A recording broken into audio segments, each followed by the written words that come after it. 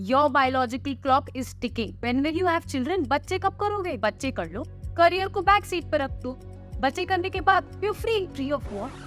Welcome back girls to our channel The Voice of Women where we discuss everything about women issues।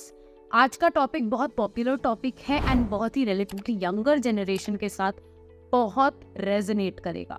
It is at what age should I freeze my eggs. So let's dive in. Egg freezing is a very popular topic among girls these days. आजकल हर महिला एक ना एक बार egg freezing के बाद बारे में सोचती है। तो अगर मैं आगे इस टॉपिक पे आपको बताना चाहूँ तो I will cover the pros and cons of this process. उससे पहले आपको ये समझना इम्पोर्टेंट है कि एग फ्रीजिंग एग्जैक्टली होता क्या है। Egg freezing is a invasive operation जिसमें आपकी ओवरीज से एग निकाला जाता है और उसको फ्रीजिंग के मेथड से प्रिजर्व किया जाता है for a very long time. इस प्रोसेस का बेसिक मतलब है to fight against your biological clock, ताकि आपको आगे जाके किसी भी अनफोर्सीन सर्कमस्टांसेस की वजह से मदरहुड पे गिव अप ना करना पड़े। अब बात करते हैं एज की। रिसर्च के according the best age to freeze your eggs is 20s और अर्ली 30s। बेसिकली या इस टाइम पे आपके एग्स सबसे ज्यादा हेल्दी और वायबल होते हैं और उनके फर्टिलाइज होने का चांसेस बहुत ज्यादा होता है। 30 के बाद यूजुअली आपका एग रिजर्व और एग हेल्थ डिटेरियोरेट होने लग जाता है। So best time is 20s और अर्ली 30s। तो आप बात करते हैं इसके प्रोज एंड कॉन्स।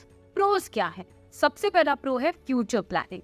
अगर आपको अपने पर्सनल ग्रोथ, पर्सनल गोल्स या करियर पे फोकस करना है तो आपको फ्यूचर प्लानिंग करने में एग फ्रीजिंग का प्रोसेस ये आसान कर देता है। You don't have to constantly think about कि क्या करना है क्या नहीं, because you are more at ease। Second is reproductive options। आपके options बढ़ जाते हैं because due to any unforeseen circumstances। अगर आप later stage में बच्चा नहीं कर पाए तो egg freezing के जरिए you don't have to give up on your mother। Third, peace of mind। जैसे कि मैंने कहा, अगर आप फ्यूचर प्लानिंग कर लेते हैं और अपना एग फ्रीज करवा लेते हैं तो आपको ना कब ढूंढना है, कौन सी एज पे ढूंढना है, शादी कब करनी है, बच्चा कौन से एज तक करना है, ये सारे जो टाइम टिकिंग बॉम्ब्स हैं शांत हो जाते हैं because you know you have some time. आपने थोड़ा टाइम खरीद लिया है ड्यू टू एग फ्रीजिंग। अब बात करते हैं इसके कॉन्स के बारे में। इसका एक बहुत बड़ा कॉन है कॉस्ट। आपके ऑपरेशन का मतलब जिस ऑपरेशन में आपका एग निकाला जाता है उसका एक कॉस्ट होता है और उसके बाद एग को हर साल प्रिजर्व करने का कॉस्ट होता है।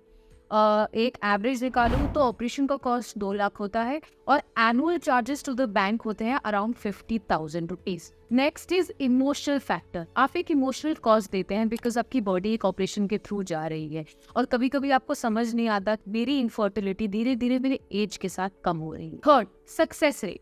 इसका सक्सेस रेट फुल प्रूफ नहीं है, मतलब एग फ्रीज करने के बाद भी 100% गारंटी नहीं है कि आप प्रेग्नेंट होंगे।